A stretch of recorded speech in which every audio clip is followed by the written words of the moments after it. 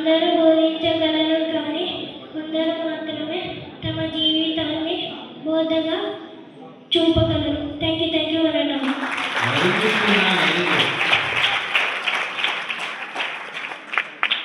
బాబు చెప్పిన మాటలలో ఎన్నో సత్యాలు ఉన్నాయి, ఎన్నో విషయాలు నేర్చుకోవాల్సిన సంగతులు ఉన్నాయి.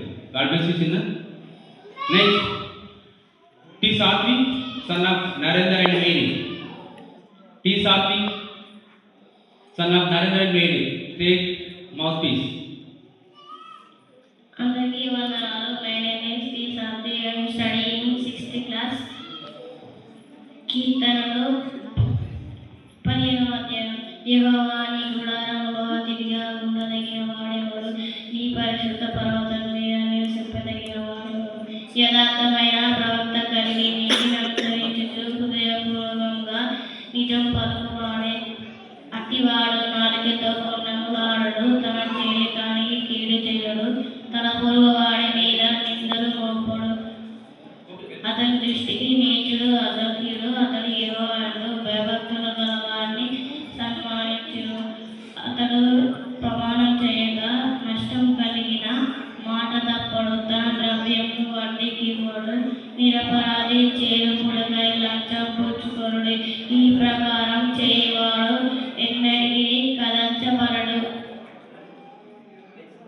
మత్తయి సువార్త 5వ అధ్యాయం 3వ వచనం.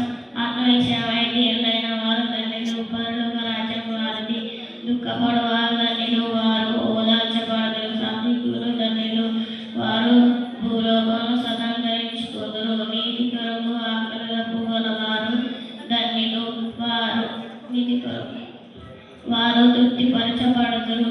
కనికరము గల వారు ధన్యులు, వారు కనికరము పొందెదరు. హృదయశుద్ధి గల వారు ధన్యులు, వారు దేవుని చూచెదరు. సమాధాన పరచువారు ధన్యులు, వారు దేవుని కుమారులు అనబడదురు. Thank you. जी अभिज्ञ सुंदर सन ऑफ सुरेश. जी अभिज्ञ सुंदर.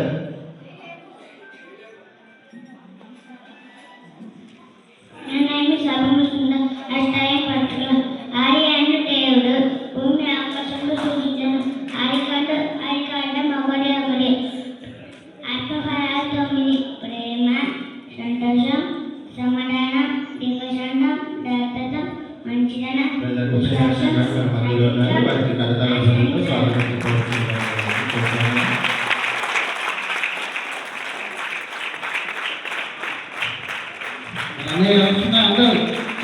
మరి వెల్కమ్ చేద్దాం.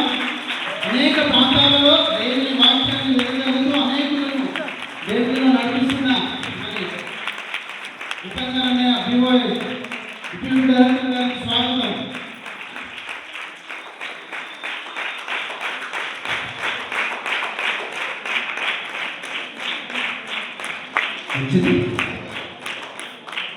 అందరూ కూర్చోవాల్సిందిగా కోరుచున్నాం.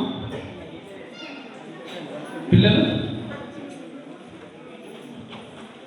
మీరు ఓకే స్ట్రైట్గా వెళ్ళిపోవాలి. మళ్ళీ సేమ్ ఇప్పుడు ఎలా వచ్చారో లైన్గా వెళ్ళాలి.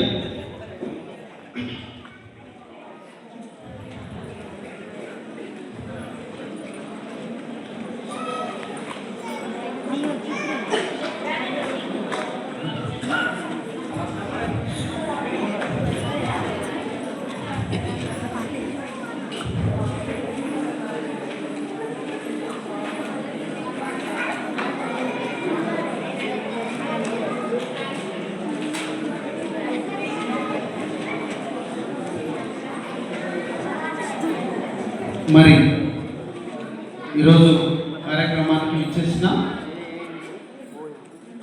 ఎంతోమంది దేవుని మాటలను వినాలని, దేవుని ఆశను నెరవేర్చాలని, దేవుని కొరకు బ్రతకాలని ఈ కార్యక్రమాన్ని నిర్వర్తించడం జరుగుతుంది. దానికి మరి ఎంతోమంది తమ కష్టాన్ని వెచ్చించి సహకరిస్తున్న ప్రతి ఒక్కరికి మరి మరొకసారి సభాముఖంగా ధన్యవాదాలు తెలియపరుస్తున్నాం. ఎందుకంటే ఇలాంటి కార్యక్రమాలు అనేకం జరగాలి, జరిగించాలి. ప్రతి ఒక్కరు కూడా మరి పాలు పంచుకోవాలి దేవుని పనిలో అని మరి మీ అందరికీ తెలియపరుస్తున్నాం. మరి ఈరోజు 3 రోజుల కార్యక్రమంలో తరతరాలకు తరగని దేవుని ప్రేమ అనే గొప్ప సంగతులను, ఆ దేవుని ప్రేమ గురించి, దేవుని ఆలోచనల గురించి, ఈ లోకంలో దేవుడు సిద్ధపరచవలసిన అనేక కార్యక్రమాలు ఎప్పుడూ అనాది కాలంలోనే ఉంచాడు కనుక వాటిని అన్నింటిని మనము నిర్వర్తించవలసి ఉంటుంది అనేది మీ అందరికీ తెలుసు. మరి మనకు మంచి మాటలను అందించడానికి మరి పెద్దలు అనేవాళ్ళు వచ్చారు. ఎన్నో నెలలుగా ఎదురు చూస్తున్నాం ఈ కార్యక్రమాన్ని నిర్వర్తించాలని. కాబట్టి మరి ఇప్పుడు మనము మీరందరూ మరి స్త్రీల సిబిటి జనగాం స్త్రీలు కనుక పాట పాడడానికి సిద్ధంగా ఉండాలి. ట్రాక్ కూడా మీరు మరి అందుబాటులో ఉంచుకోండి. మంచిది. మీరు మరి ముందుకు వచ్చినట్టయితే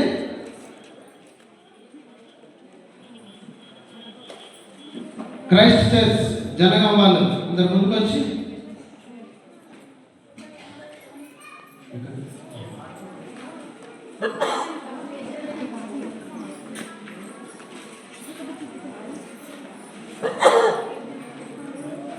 ఓకే. అదేవిధంగా మన మధ్యలో మరి ఖమ్మం నుండి వచ్చిన సంఘ పెద్ద గారు కృష్ణపల్లి గారు స్టేజ్ పైకి రావాల్సిందిగా కోరుచున్నాము.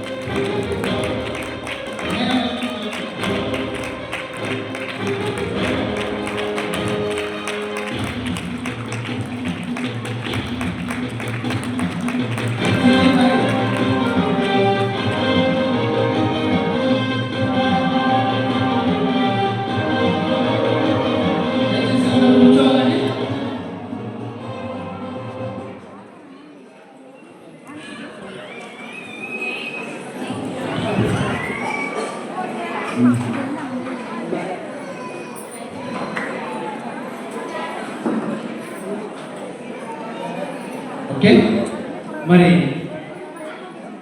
దయచేసి పిల్లలందరినీ, దయచేసి తల్లిదండ్రులకు మేము విన్నపించేది ఏంటంటే, మీరు విన్నారు మెసేజ్ చెప్పేటప్పుడు ఎలాంటి పిల్లల డిస్టర్బెన్స్ ఉండకూడదు. దేవుని మాటలు మరి ఎన్నో నెలలుగా మనము ఈ మాటల కోసం ఎదురు చూస్తున్నాము కనుక దయచేసి డిస్టర్బెన్స్ లేకుండా మొదటి మెసేజ్కి వెళ్ళే ముందు మరి ప్రార్థన చేసుకుందాం. మన మధ్యలో ఉన్న కృష్ణ వాళ్ళ గారు మాస్టర్. ఓకే, మరి ఆలయం నుండి వచ్చిన పాస్టర్ గారు శ్రీనివాస్ గారు ముందుకు వచ్చి ప్రార్థన చేయవలసిందిగా కోరుచున్నాం.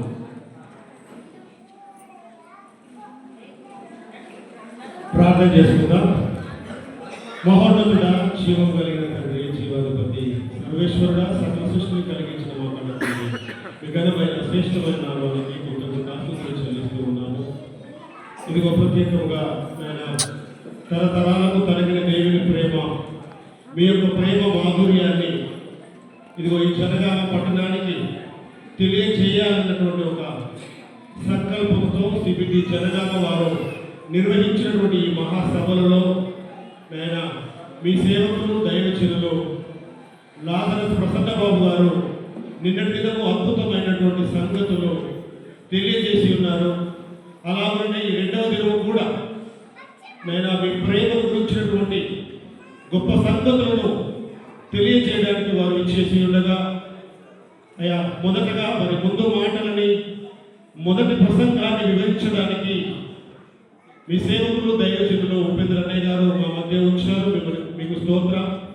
ఇదిగో తన నోట మీ విలువైనటువంటి మాటలు వెల్లడిపరచబడుతూ ఉండగా, ఇదిగో ఈ యొక్క హాల్లో ఉన్నటువంటి ప్రతి ఒక్కరు కూడా క్రమశిక్షణతో, విధేయతతో మీ మాటలను వింటూ మీకు మహిమకరంగా ప్రతి ఒక్కరూ సిద్ధపడేటువంటి అవకాశాన్ని దయచేయమని మీ సేవకుని నిలువబెట్టి మీ విలువైనటువంటి మాటలు మాకందరికీ కూడా అనుగ్రహించవలసిందిగా వేడుకుంటూ ఈ కార్యక్రమము మీకు మహిమకరంగా, మాకు ఆశీర్వాదకరంగా జరిగిస్తూ ఉన్నందుకు మీకే కృతజ్ఞతాస్తుతులు చెల్లిస్తూ యేసు నామములో ఈ ప్రార్థన సమర్పిస్తున్నాము తండ్రి. ఆమేన్. మంచిది, ప్రార్థించారు పాస్టర్ గారికి వందనాలు. సిబిటి ప్రిన్సిపల్ నవీన్ గారు స్టేజ్ పైకి రావాల్సిందిగా ప్రేమతో వారిని మనం ఆహ్వానించుకుందాం. చప్పట్లు ఉండాలని ప్రిన్సిపల్ నవీన్ గారు చూడగా. ఓకే, రవి గారు, సిహెచ్ రవి గారు, సిద్దిపేట గారు స్టేజ్ పైకి రావాల్సిందిగా మరి కోరుచున్నాం. ఓకే, బ్రదర్ జడ్సన్ గారు, ఏఐటిసి హనుమకొండ గారు ప్రెసిడెంట్ గారు కూడా స్టేజ్ పైకి రావాల్సిందిగా కోరుచున్నాము. చెప్పండి కొట్టాలండి. మరి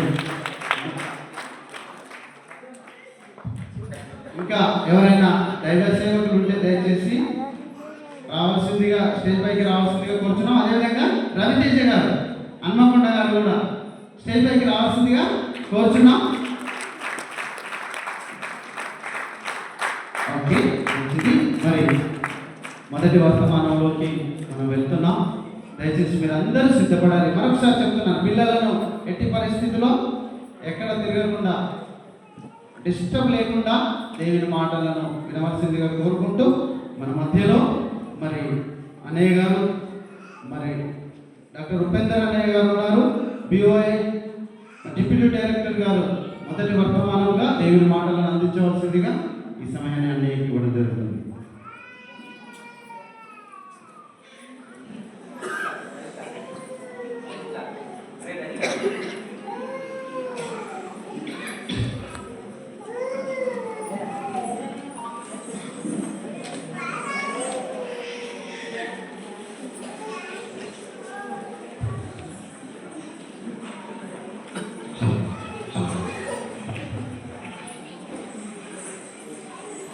ప్రార్థన చేసుకుందాము.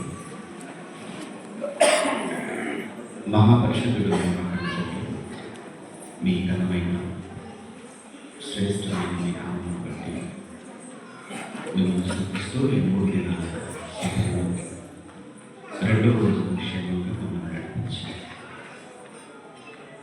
మీ మహాజ్ఞానాన్ని మేమంతా తినడానికి మీరు చూపించిన ఈ మహాకృపకై మీ కృతజ్ఞతలు చెల్లించుకుంటూ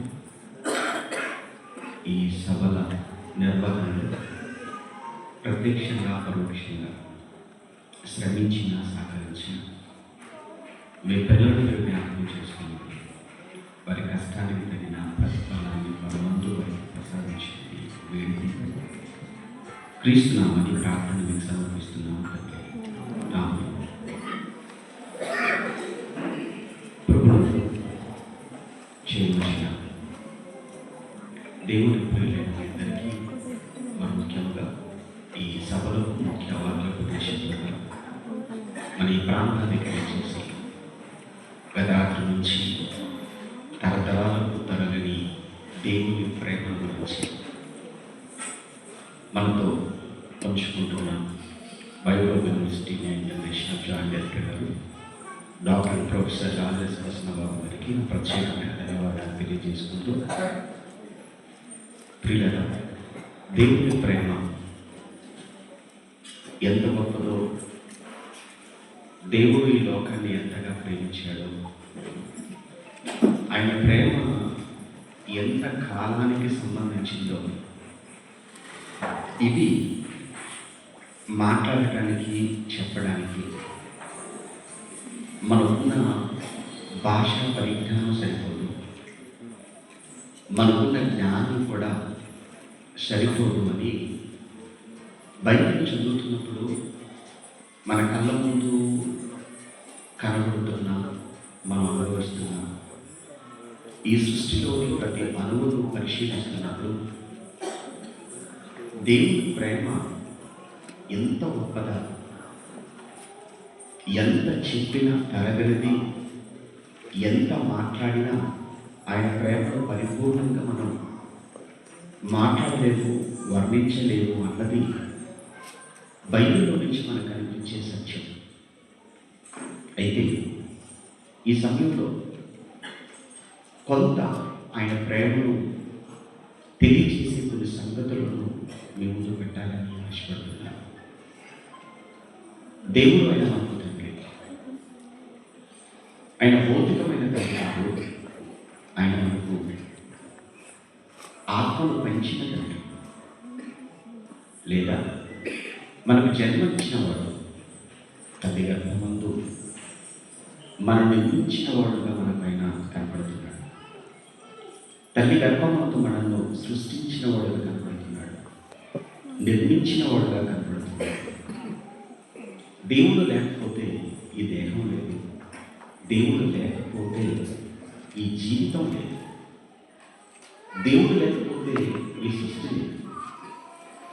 మన ఈ సృష్టికి కారణం దేవుడు, ఈ సృష్టిలో మన జన్మకు కారణం దేవుడు. ఈ జన్మలో ఇంత చక్కని అందమైన అవయవాలతో కూడిన ఆకారం ఉంది అంటే కారణం దేవుడు. ఇలా ఏ మంచిని మనం చూసినా, ఏ మేలు కొరకు మనం ఆలోచించినా, ప్రతి విషయంలో మనకు కనిపించేది సాక్షాత్తు పరమంతున్నటువంటి అదే. ఇక మనుషుల ప్రేమలు, దేవుని ప్రేమలను మనం పోల్చినప్పుడు మనుషుల ప్రేమలు అనేవన్నీ అవసరానికి, లేదా అవి కేవలం తాత్కాలికమైనవని ఖచ్చితంగా చెప్పాలి.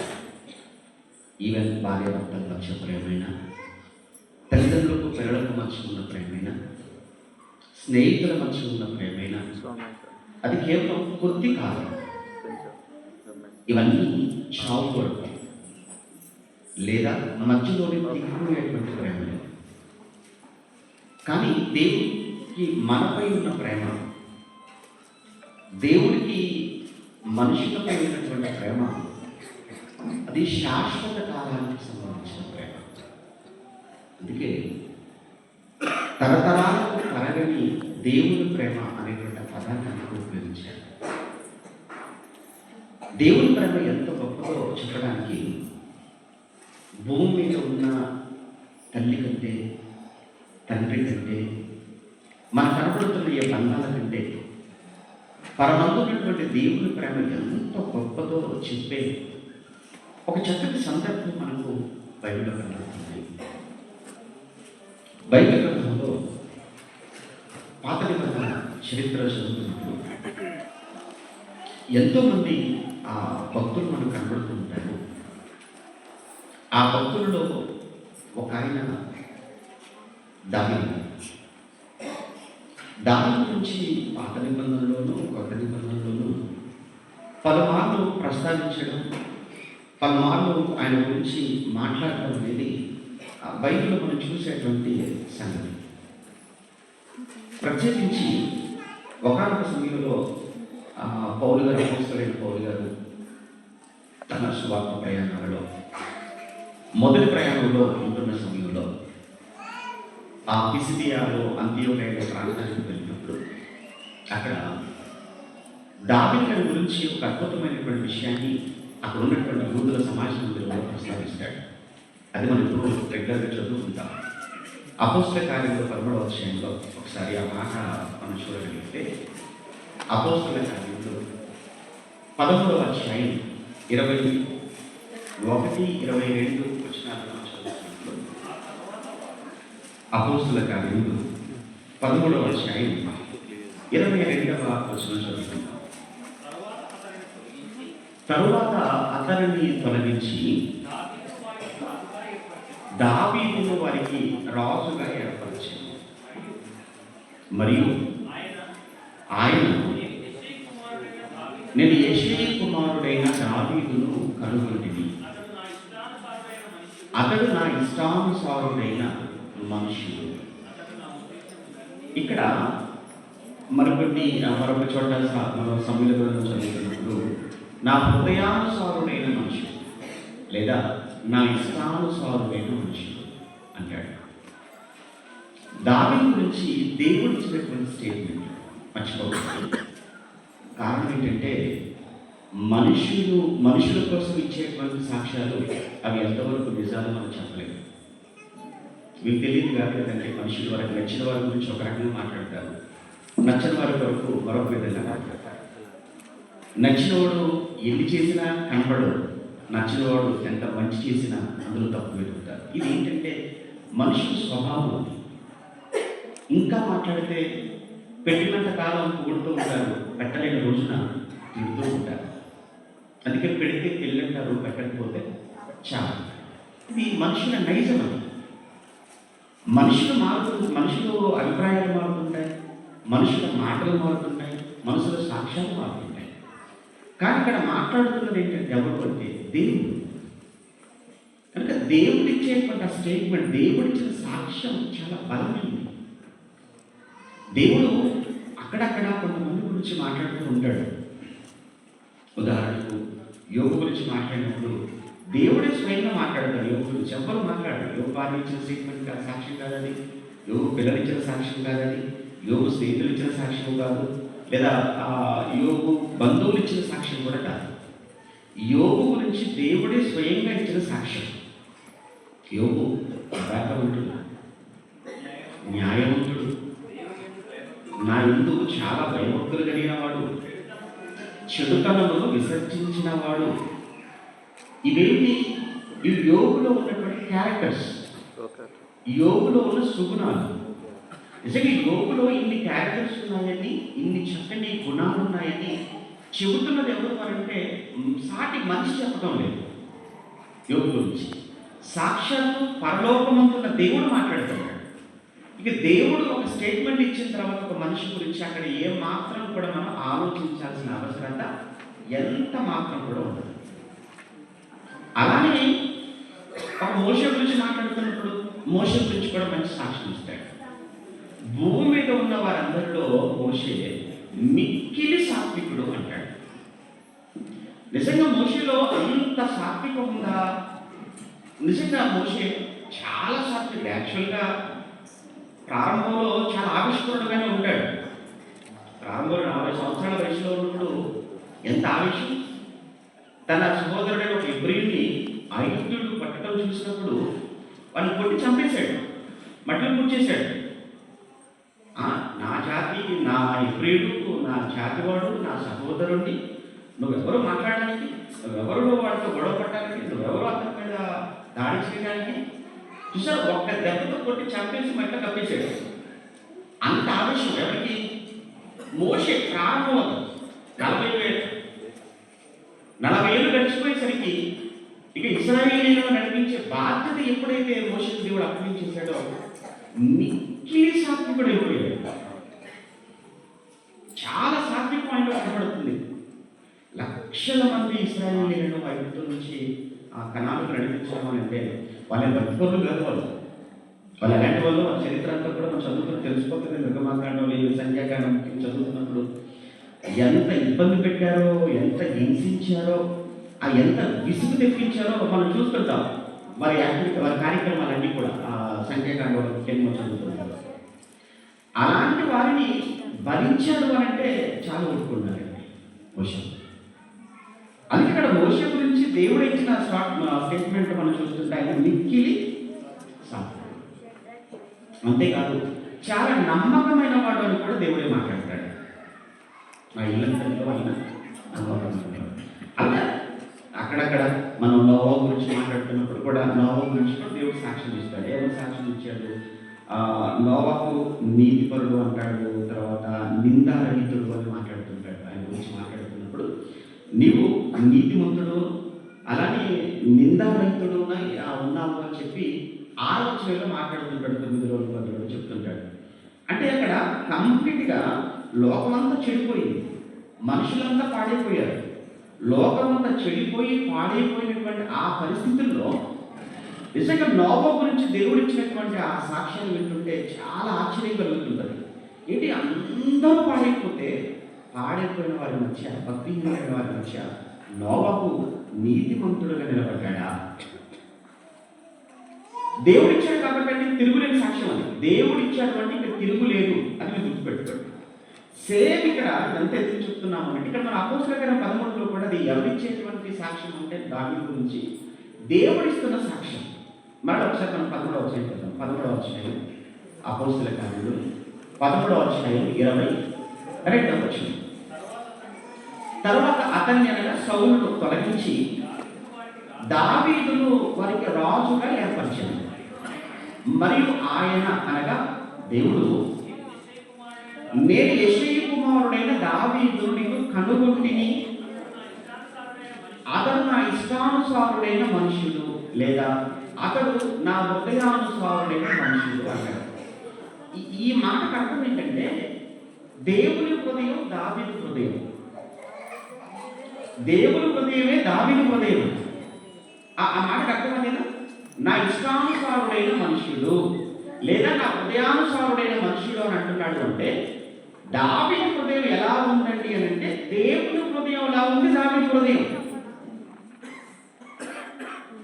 దేవుని హృదయం ఎలా ఉందో దావీదు హృదయం కూడా అలా ఉంది. దేవుడు అనగానే మనం ఏ జ్ఞాపకం తీసుకుంటాము?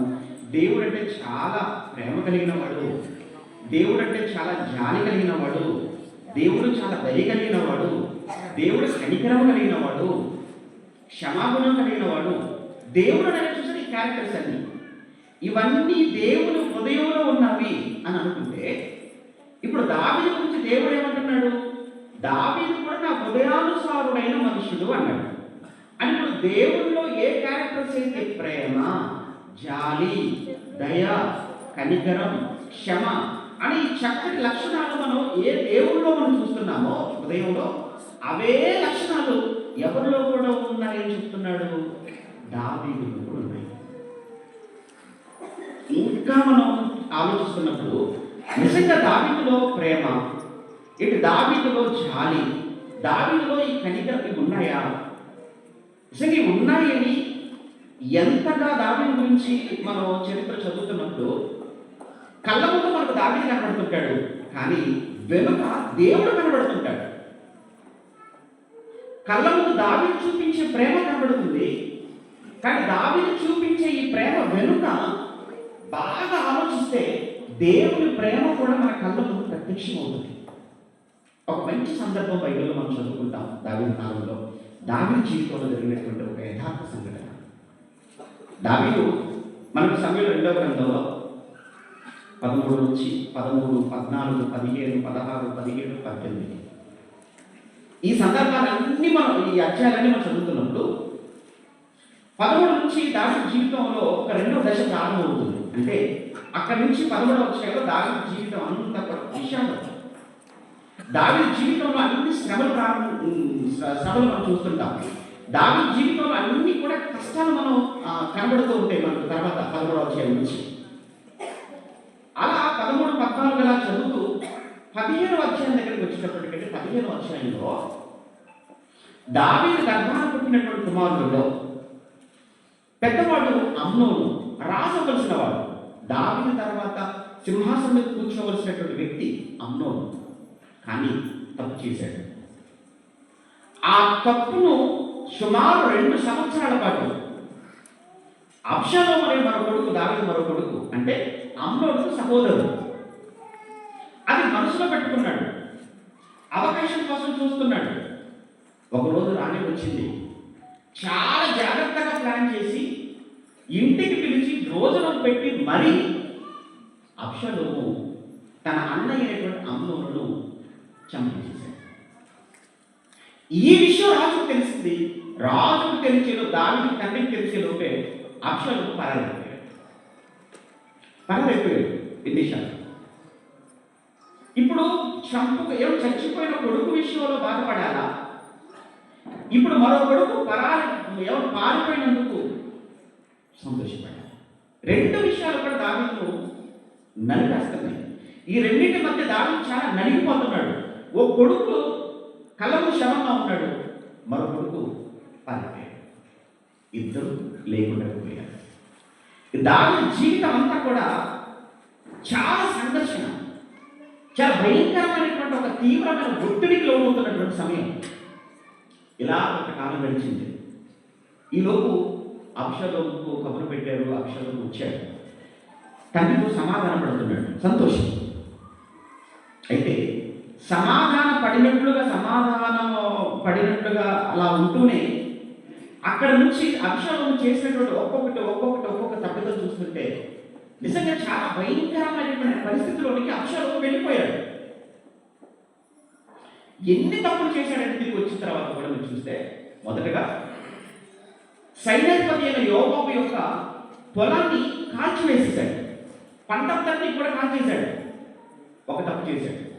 ఇక 2వ తప్పు మనం చూస్తుంటే 15వ అధ్యాయం నుంచి మనకు కనపడే విషయం ఏంటంటే, ఈ 15వ అధ్యాయంలో తండ్రి కాదు, తండ్రి కూర్చున్న సింహాసనమే నాకు కావాలి.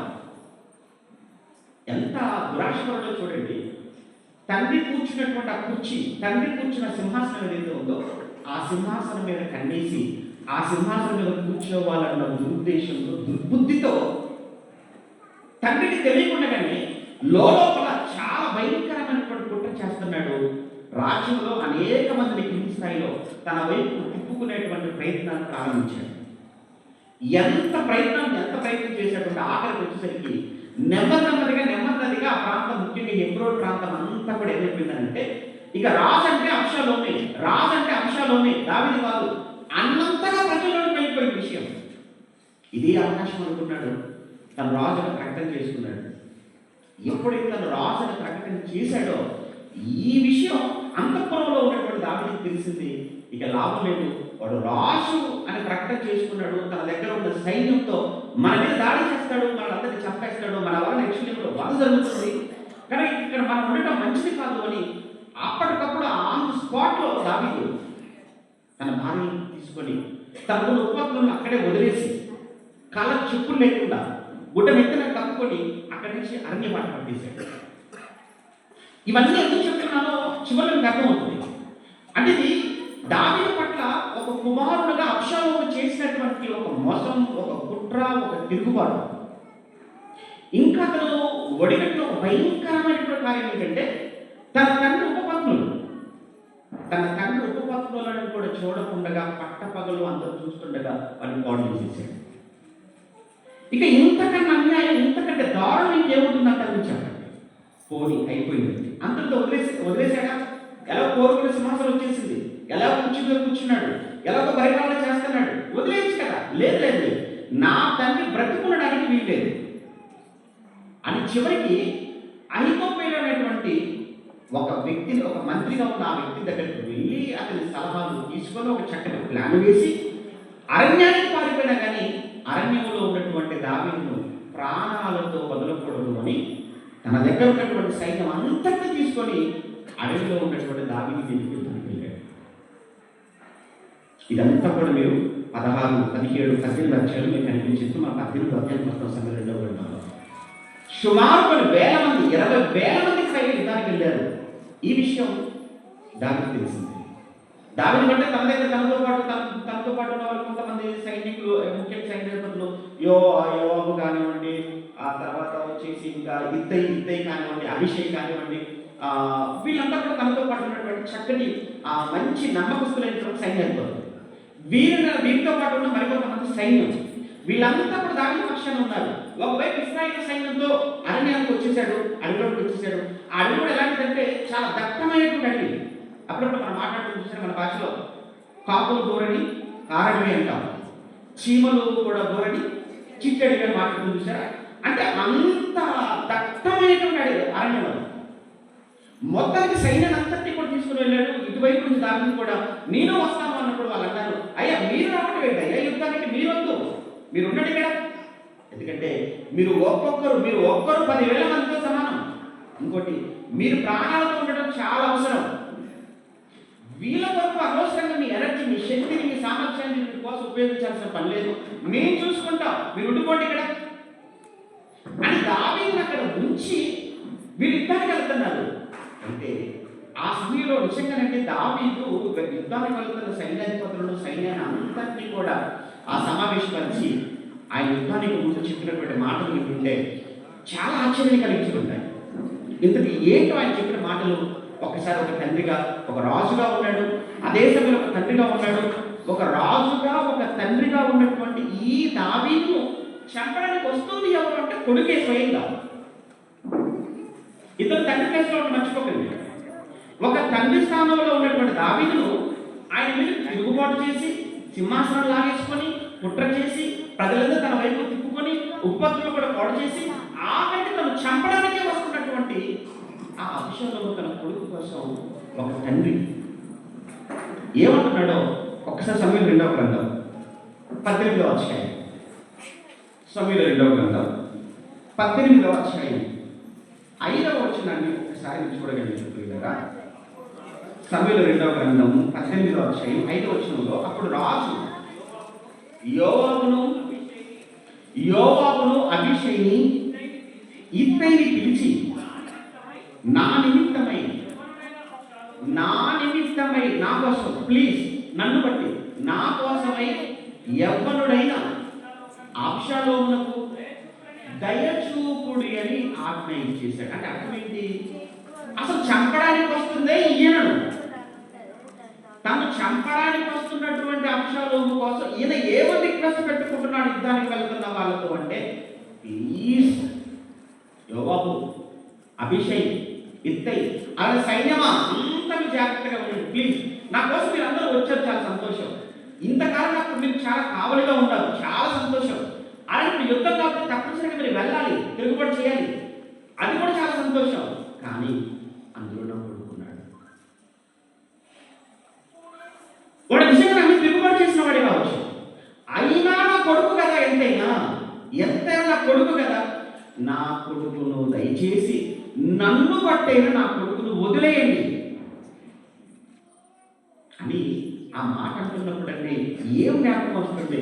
ఎవరి భౌతికంగా జన్మనిచ్చిన ఒక దావీదు తన కొడుకు పట్ల ఇన్ని తప్పులు చేసినా, ఇన్ని నేరాలు చేసినా, ఇంత తిరుగుబాటు చేసినా తను చావకూడదు, తను బ్రతకాలి, తను చంపొద్దు అని ఇంతగా బ్రతిమలాడుకుంటున్నాడు. చూసారా, ఇంతగా రిక్వెస్ట్ పెడుతున్నాడు.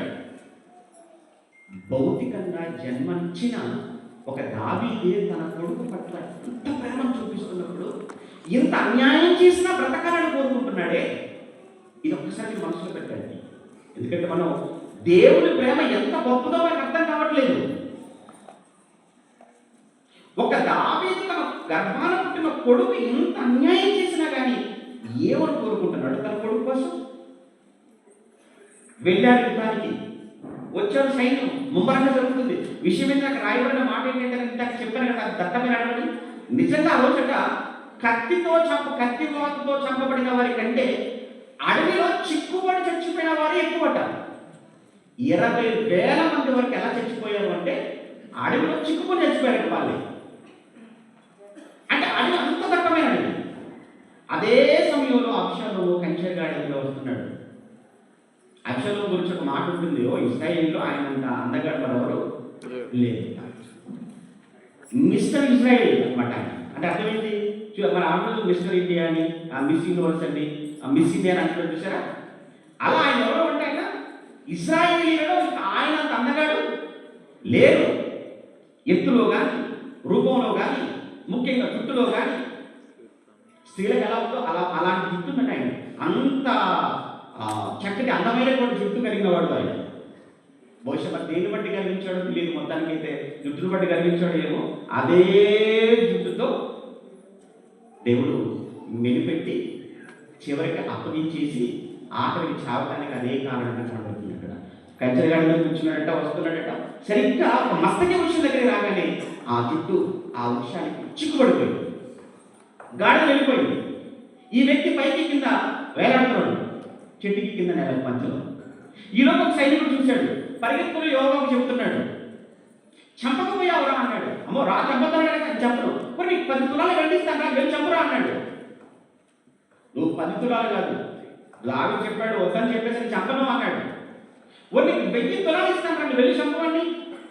అయ్యా చంపరా, ఆ పాపను మూట కట్టుకోలేను, లావి వద్దన్నాడు కదా ఆయన అన్నాడు. నువ్వు చంపకపోతే నేను వదిలిపెడతాను వాడిని అని యోవాబు వెళ్ళి వేలాడుతున్నటువంటి ఆ అభిషేకమును చూసి సరిగ్గా గుండెకు గురిపెట్టి 3 బాణాలు విసిరాడు. సరిగ్గా అక్కడికక్కడ చచ్చిపోయాడు. గోతి తవ్వి ఆ గోతిలోకి పూర్తి చేసి వెళ్ళిపోయాడు. అయితే ఎందుకంటే రాజు చంపేసి ఆటోమేటిక్గా ఓటమైంది, ఓడిపోయినట్లే. ఎంత సైన్యాన్ని చెప్పిన రాజు చంపకపోతే విజయం కాదండి. అందుకే వెళ్ళిన సైన్యానికి బదులు సైన్యాన్ని చంపేశారు. అదే సమయంలో అబ్షాలోము కారణంలో అతన్ని చంపేశారు. పరిగెత్తుకుని రాజు దగ్గరికి వస్తున్నారు, దాని దగ్గరికి వస్తున్నాడు. పరిగెత్తుకుని వస్తున్నటువంటి వారిలో ఇద్దరిని చూశాడు. ఆ ఇద్దరు కూడా పరిగెత్తుకుని వస్తున్నారంటే వాళ్ళని చూస్తుంటే మొత్తానికైతే మనదే విజయం అని దానికి చాలా ఆనందంగా, చాలా సంతోషంగా ఉన్నాడు. అదే సమయంలో అబ్షాలోము గురించి చాలా ఆందోళనగా ఉన్నాడు. వచ్చారండి, ఈ మాట చూడాలి మనం. వచ్చేసిన తర్వాత దావీదు మొట్టమొదటి ఏమడుగుతున్నాడో ఒకసారి మీరు చూస్తారా? అదే 18వ అధ్యాయం 29వ వచనంలో 28లో అహీమయస్సు జయము అని బిగ్గరగా రాజుతో చెప్పి రాజు ముందర సాష్టాంగ నమస్కారం చేసి, నా ఏలినవాడను రాజునకు నిన్ను చంప చూచిన వారిని అప్పగించని నీ దేవుడైన యెహోవాకు స్తోత్రం అని చెప్పగానే రాజు బాలుడకు అభిషాలోము క్షేమంగా ఉన్నాడా? ఏంటండి అయ్యా మనం గెలిచాము, విజయం మందే అని చెబుతుంటే విజయోత్సవం చేసుకోవట్లేదు ఆయన. ఎందుకు సంతోషం, కానీ బాలుడైన అభిషేకం ఎలా ఉన్నాడు అని అడుగుతున్నాడు ఆయన. బాలుడండి, బాలుడు ఎలా ఉంటాడు చెప్పండి? ఆ బాలుడా? ఆడుకునే వయసా? పాలు తాగే వయసా? బాలుడేంటి అంటే మీకు ఏమంటారు తెలుసా? కొడుకు ఎంత పెద్దవాడైనా తండ్రికి కొడుకే. ఏదో సామెత చెప్తుంటారు, పిల్లికి రాదైనా తల్లికి కొడుకే. అబ్షాలోము ఎంత పెద్దవాడైతే ఏంటి, వాడు ఎంత తప్పు చేస్తే ఎంత నేరం చేస్తే ఏంటి, ఆ తండ్రి మనసు చూసారా? తండ్రి మనసుకు మాత్రం అబ్షాలోము కొనిస్తాను బాగుండయ్యా. ఇన్ని నేరాలు చేసినా, ఇన్ని పొరపాట్లు చేసినా, ఇన్ని తప్పులు చేసినా దావీదు అబ్షాలోము విషయంలో కొడుకు ఏదో పిల్లలు ఏదో బాడు ఏదో చేశాడు. అది తండ్రి మనసు. అది ఇది మీకు అర్థమైతే భూమి మీద ఒక దావీదు ఒక తండ్రిగా అబ్షాలోము గురించి ఇంత ఆలోచన కలిగి ఉన్నప్పుడు దావీదు కంటే దేవుడు ఎంత గొప్పవాడు, దావీదు కంటే దేవుడు ఎన్ని రెట్లు గొప్పవాడు. ఒక దావీది అబ్షాలోము విషయంలో ఇంత ఆలోచించాడంటే దేవుడు మన విషయంలో ఎంత ఆలోచించుకుంటాడు. అప్పుడు ఆ మాట అడగగానేనండి అభిమన్యుడు సైలెంట్గా పక్కకి వెళ్ళిపోయాడు.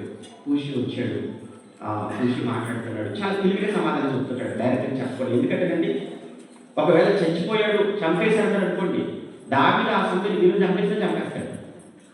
ఎందుకంటే దావీదుకు ఉన్నటువంటి ఒక అభిమానం ఏంటంటే ఆయన అభిమానించే వాళ్ళని చంపేస్తే, మీరు చూడండి మొదటి సమయ గ్రంథం మొదటి 2వ సమయం ప్రారంభం చదువుతున్నప్పుడు అమాలేకీయుల చేతిలో సౌలు కానీ యోనాతాను కానీ వాళ్ళు హతమయ్యాడు అన్న విషయాన్ని ఏదో ఈ వార్త చెప్తే దావీదు కుంగిపోయి మెడలేస్తాడు అనుకున్నాడే గొప్పవాడు.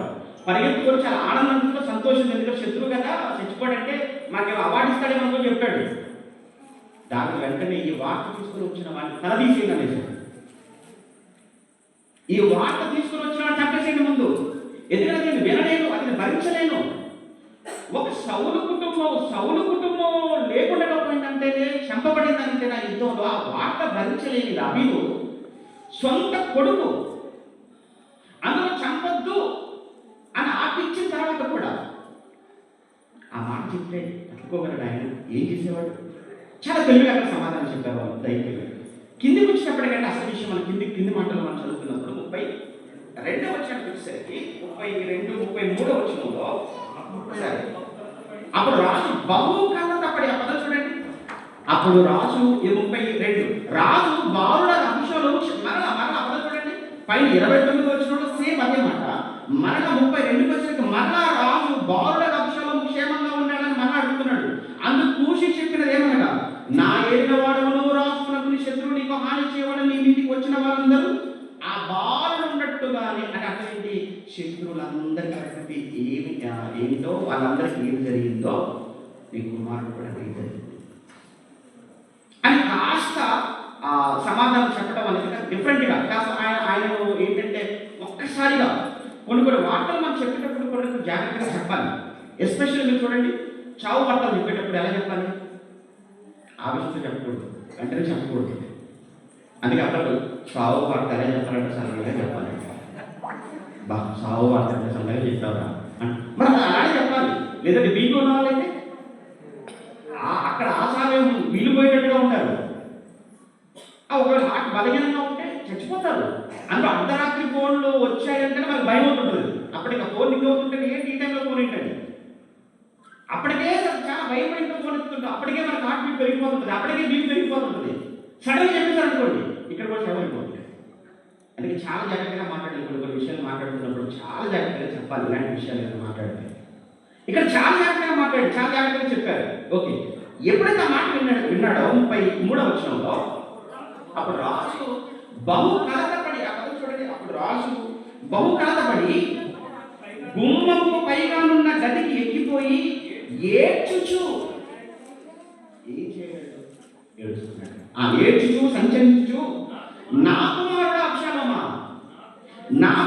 అబ్షాలోమా అని కేవలం వేయించు అన్నాడండి. ఏమండి, అలాంటి వాడు చచ్చిపోతాయాడు, అలాంటి సంతోషపడాలి కానీ ఏమయ్యా దావీదు, నీకు ఏ సుఖం ఆ కొడుకు వల్ల, నీకు ఏ సంతోషం, నీకు ఏ ఆనందం కలిగించాడు చెప్పు.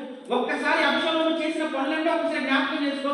అలాంటి వాడు చచ్చాడు అంటే ఆనందపడవలసింది పోయి, సంతోషించవలసింది పోయి, వీడు వెరగడైపోయింది అనుకోండి, చక్కగా 3 ముద్దలు ఎక్కువ తినాలి. కానీ నువ్వేంటయ్యా పిచ్చి వాళ్ళు నాకు పైకి వచ్చేసి కేకలు పెట్టుకుని తిరుగుతున్నాడు, పిచ్చి పట్టిందానికి ఏమైనా?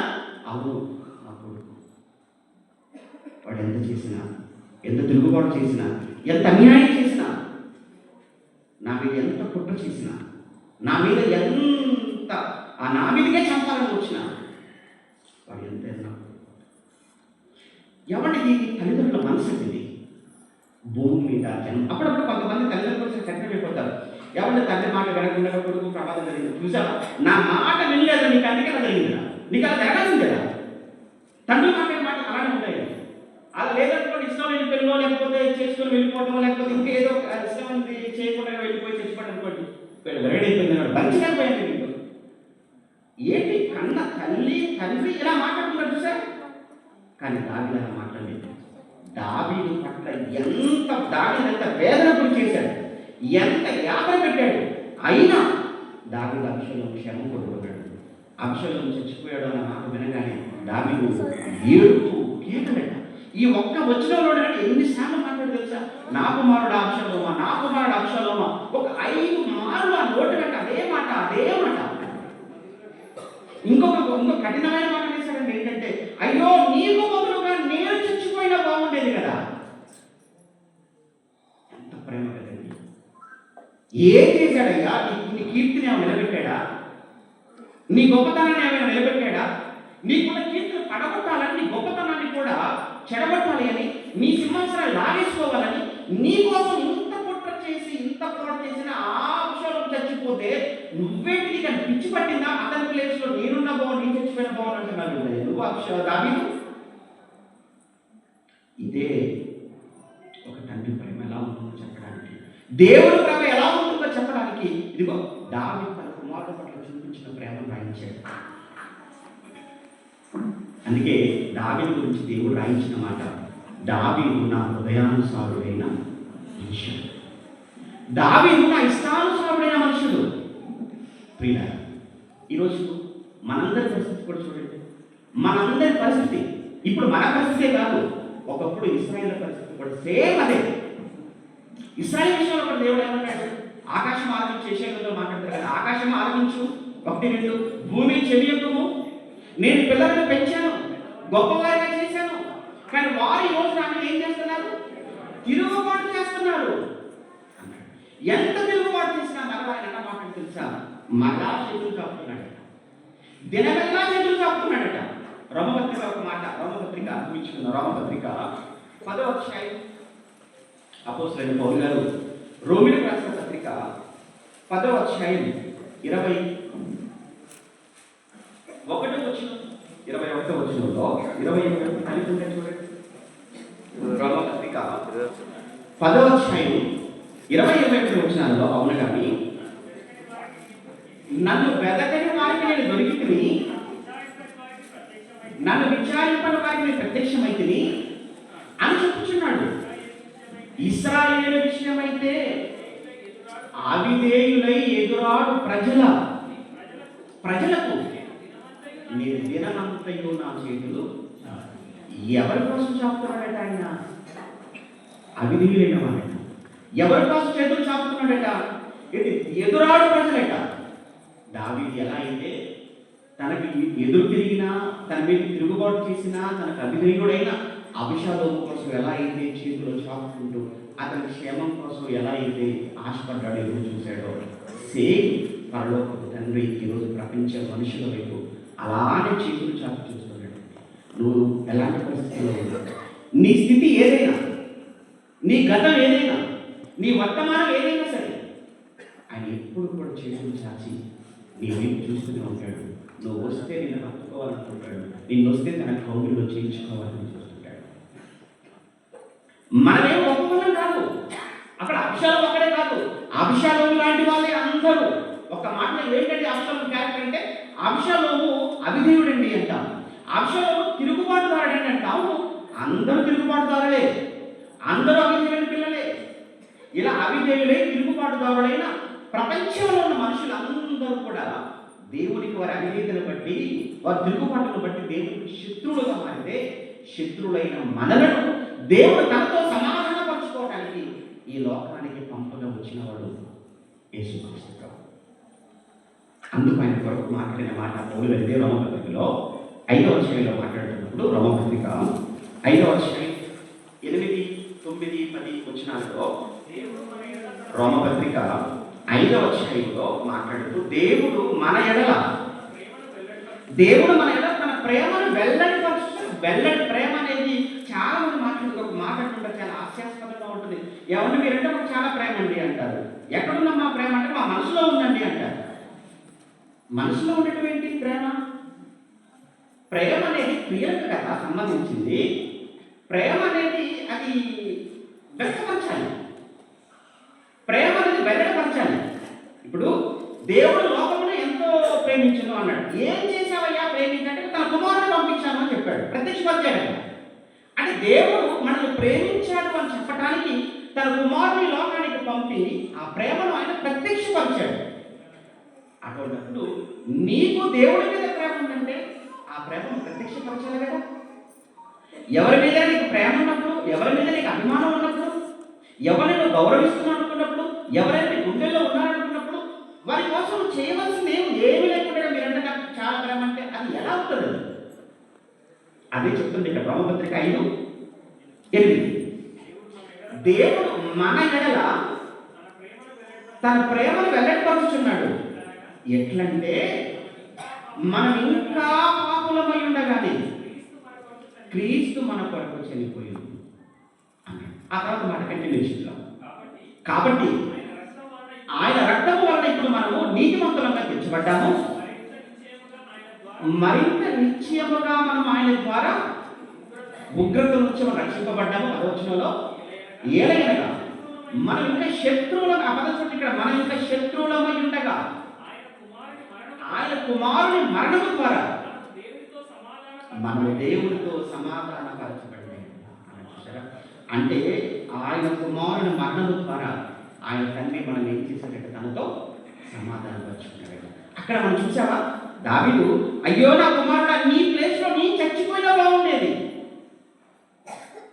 అని ఒక తండ్రిగా తన కుమారుడు విషయంలో కోరుకున్నాడు. ఇక్కడ తన తండ్రి తన కుమారుడిని యేసుక్రీస్తు ఈ లోకానికి పంపాడు. ఆయన ఇదిగో వీళ్ళంతా అవిధేయులుగా ఉన్నారు, వీళ్ళంతా తిరుగుబాటుదారులుగా ఉన్నారు, వీళ్ళందరూ శత్రులుగా ఉన్నారు. వీళ్ళందరి కోసం ఏమి తండ్రి వీళ్ళందరినీ కొన్ని సమాధానం చూస్తాను, వీళ్ళందరి కొరకు నేను ప్రాణం పెడతాను, వీళ్ళందరి పాపాలను అడిగేస్తాను, వీళ్ళందరినీ పరిశుద్ధులుగా మారుస్తాను, వీళ్ళందరూ నీతిమంతులుగా తీరుస్తాను, నీతో కలుపుతాను, వీళ్ళందరి చేయి నీకు అందించడానికి, వీళ్ళందరూ నీతో సమాధానపరచడానికి నేను చనిపోవడానికి కూడా సిద్ధం. ఇది 2000 సంవత్సరాల క్రితం యేసుక్రీస్తు శిలువలో చేసిన అదే క్రియ.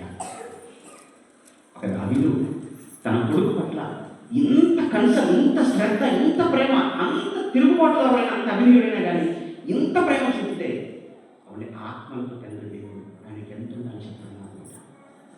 దయచేసి దేవుడు ప్రేమ అని చెప్పాను కదా, దేవుడు ప్రేమను మాటలో చెప్పగలిగినంత అంత లేదండి. ఏ భాషలో మనం ఆయన గురించి ఒక పరిపూర్ణంగా మనం వివరించలేదు. పదాలు సరిపోదు, భాష సరిపోదు, మనకు సమయం సరిపోదు ఆయన ప్రేమ గురించి మాట్లాడడానికి. ప్రేమ ఒకటి, ఆయన మాత్రం నీ పైన ఆయనకున్న ప్రేమ అద్భుతమైన ప్రేమ, వర్ణించలేని ప్రేమ, చెప్పలేనంత ప్రేమ. నువ్వు ఏ పరిస్థితిలో ఉన్నా నిన్ను చేర్చుకోవడానికి ఆయన ఎప్పుడు చేతులు చాచుకొని ఉన్నాడు. ఏదో జరిగిపోయింది అన్న ఆందోళన, నేను ఎలా దేవుని దగ్గరికి ఎలా వచ్చేది అనేటువంటి ఆ కలవరికి అవసరం లేదు. నువ్వు ఏ పరిస్థితిలో ఉన్నా